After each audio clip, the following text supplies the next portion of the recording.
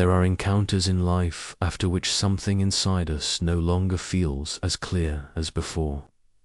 We may sit in the same room, have what seems like an ordinary conversation, and yet, when we leave, it feels as if part of our inner balance has been disturbed. Rudolf Steiner pointed out that between people, not only words are exchanged, but also invisible currents of sympathy and antipathy that can deeply affect the structure of our soul life. Whoever understands this can not only protect themselves better, but also act more consciously in a world where not every encounter strengthens us before we go deeper. If you want to recognize these invisible dynamics more clearly and learn how to preserve your own inner strength, then subscribe to this channel now and turn on the notification bell. This way, you won't miss any knowledge that could fundamentally change how you see people and life itself. Now to the first sign that Steiner highlighted in his lectures, especially in GA 143, March 1912, Disturbances in Thinking and Feeling. After an encounter, imagine you meet someone and the conversation goes smoothly, even in a friendly way. Yet shortly after, you notice that your thoughts slowed down. The clarity you had just moments ago seems replaced by a kind of inner fog. You try to finish a line of thought, but it slips away like sand through your fingers. At the same time, you may feel an unexplained shift in your mood. Without any clear reason, you feel down, restless, or even irritated. These changes don't seem to come from within you. They carry the aftertaste of an outside influence. Steiner describes this experience as the work of subtle, invisible forces that pass through the astral body. Currents of antipathy, often unconsciously sent out by another person, can be laid over our thinking and feeling like a fine veil. It is not a harsh attack, but rather a delicate shift of inner order that can still have a deep effect. The key point here is not a single incident. Anyone can have a bad day or be distracted by outside circumstances. What matters is the pattern. If you keep noticing that after meetings with the same person you repeatedly fall into this fog, it is time to pay close attention. Steiner emphasized that such recurring disturbances in thought and feeling may be a sign that your soul balance is being influenced not only by your inner life, but also by outer, spiritual psychic forces. He encouraged us not to fall into fear, but to practice conscious self-observation. Notice how closely thinking and feeling are linked in these moments. When clarity of thought fades, the emotional state often shifts too, and the other way around. An emotional irritation can block clear thinking. This is no coincidence in the anthroposophical view. This reflects the workings of the astral body, which connects both spheres.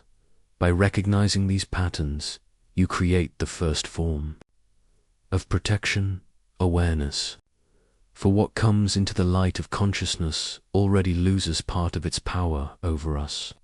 And in the chapters to come, we will explore not only how to identify these influences, but also how to anchor your inner strength so that such currents slide off you like water off a solid rock. There are encounters after which we don't just feel tired, but a kind of exhaustion that does not match what just happened. No physical effort, no long speech, no emotional outburst, and yet it feels as if something inside us has been drained. Rudolf Steiner explains in his lectures, especially in GA 156 and GA 143, that thoughts and feelings are not just inner events. They are real forces in the spiritual realm. When an encounter is permeated by an underlying field of hostility, sometimes openly felt, but often well hidden, this field can begin to feed on our life forces. The etheric currents, which usually flow freely within us, are drawn away, like water quietly seeping into the ground. We may not notice it right away, but soon comes that heavy after effect, a tiredness that does not arise from within us. Steiner made it clear that this does not only happen through conscious attacks. Even unconscious currents, resentment, quiet antipathy, hidden envy, can act like an invisible pull. The astral body is highly sensitive to such forces, and if our awareness is not awake, we gradually lose the inner strength that keeps us alive and vibrant. The surest sign, he emphasized, lies in the interplay of two moments: the drop in energy in the presence of the person, and the almost immediate relief once their presence ends. Sometimes it takes minutes, sometimes hours, until we notice that we can breathe more freely again, that a quiet space opens within us, as if our inner light has returned. This pair of signs, collapse and recovery, is more powerful than any vague talk of exhaustion, because here a relationship is revealed, cause and effect, directly experienced in the soul. We see not only the symptom, but also its release, and from this we can conclude that something foreign was at work in our field. Steiner advises us to take such observations seriously, not to fall into mistrust, but to protect our own soul integrity. Whoever recognizes when their vitality is being drained has already taken the first step to redirect the invisible stream. For the light we carry is not meant to be consumed unconsciously, but to be given consciously, where it can bear fruit. There are encounters where everything on the surface seems to be in order. The words are chosen well, the gestures are correct, the smile appears at just the right moment, and yet we feel something that makes us freeze inside. Rudolf Steiner describes in GA 143 that between people it is not only the spoken word that has an effect, but the entire atmosphere of the soul. A glance that avoids ours, even if it briefly touches us by chance. A voice that says the right phrases, but carries not a single spark of warmth.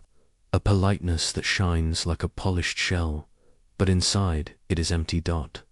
This is not shyness, nor simply an inability to show closeness.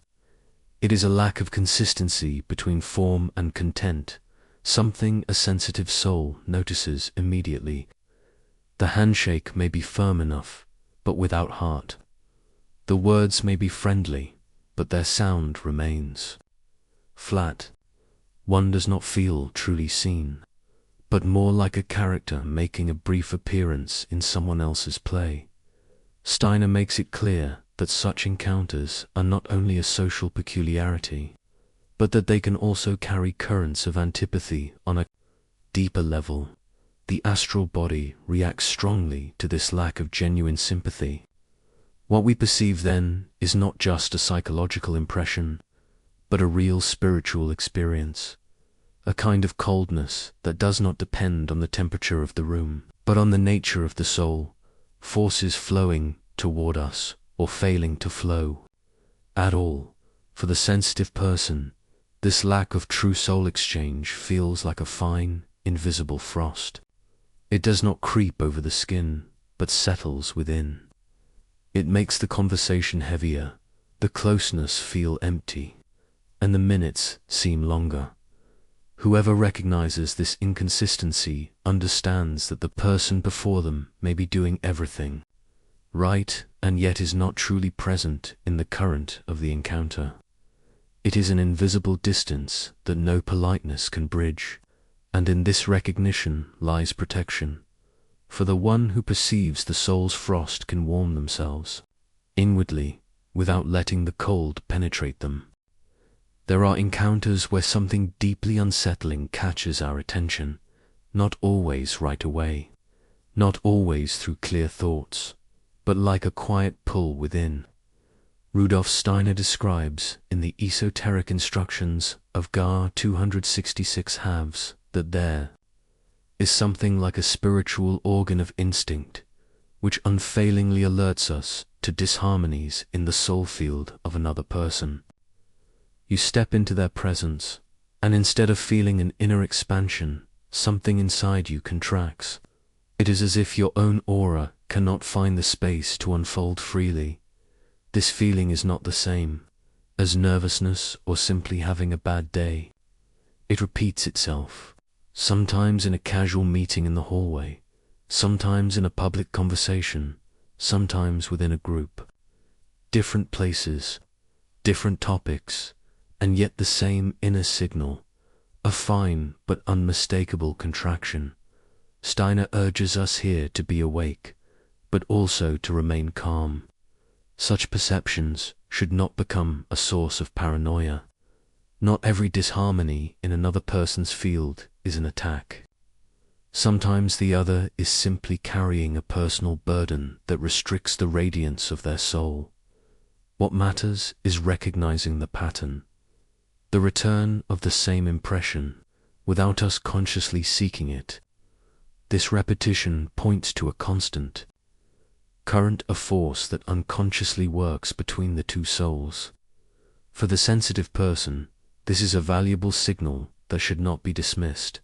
Steiner recommends, in such moments, to consciously remain centered in one's own soul, to guide the breath calmly, to stabilize inner balance, not to be drawn into the pull of the other's field, but to stand like a tree, whose roots are deeply anchored in one's own moral and spiritual ideals.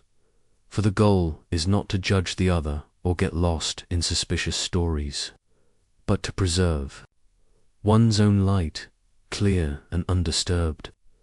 In this way, one remains inwardly free, even when the surrounding field vibrates in dissonance, and from this freedom, one can decide how near or distant to remain in the future. There are encounters that do not end when we say goodbye. They follow us into the night, slip into our dreams, and leave traces that we only fully notice in the morning. Rudolf Steiner explains in GAR 156 how impressions that sink deeply into our astral body do not stop at the threshold of sleep. They cross over with us into those worlds where our soul breathes without the physical body. Perhaps you know this feeling. You have met someone, and hours later, in the stillness of the night, their image returns, not clear and friendly, but like a shadow that clouds the atmosphere of a dream.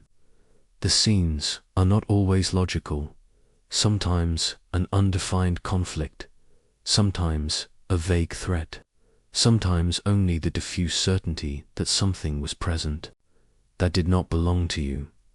Steiner makes it clear that this is no coincidence. When a soul current, carried by antipathy, mistrust, or hidden hostility, touches our astral body, it can continue to work long after the outer meeting is over. In sleep, when our daily wakefulness rests, this force has freer access, and it shapes images that speak in the language of the soul. Yet these dreams are not only warnings, they are also mirrors. They show us which threads from the encounter are still hanging within us. That is why they have, above all, a value as confirmation. When the nightly experience points again and again in the same direction and matches the impressions of the day, then we recognize a pattern. Steiner advises us to take these traces seriously, but without falling into fear. Whoever reflects consciously in the morning on what appeared in the dream can begin to separate what is foreign from what is their own. One learns to name the influence and thereby weaken it. Thus, dreams become a quiet but reliable ally on the path of self-knowledge. They show us that the invisible currents between people are not bound by time, and that our inner vigilance can continue to work even in sleep. There are attacks that need no loud thunder. They come quietly, in small doses, almost unnoticed, and yet they leave deep marks. Rudolf Steiner explains, in GAR 143, and in the esoteric instructions of Ga 266 thirds, that words are carriers of real soul forces. Every word, whether spoken consciously or unconsciously, shapes the field in which an encounter unfolds. And when these words strike again and again in the same direction, they create a climate that slowly but surely weakens us. Three forms appear most often. First, minimizing. These are the seemingly casual remarks that sow doubt about your ability, your worth, your perception. Not an open insult, but a fine veil laid over self-confidence. Second, interrupting. Each time your thought begins to take form, each time something essential flows out of you, the thread is cut.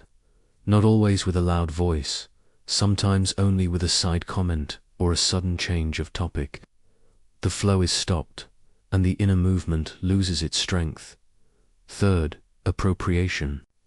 Your idea, your impulse, your expression is picked up, and in the very next breath, it no longer belongs to you. It reappears, but now from the mouth of the other, with no memory of its origin.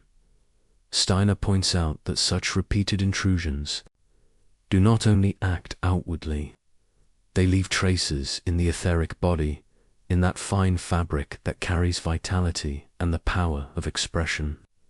Over time, this can create a climate in which you hesitate to raise your voice, in which you unconsciously begin to make yourself smaller. The danger does not lie in the single remark, but in the sum. Like drops that hollow out stone, repeated microaggressions shape an inner image of limitation.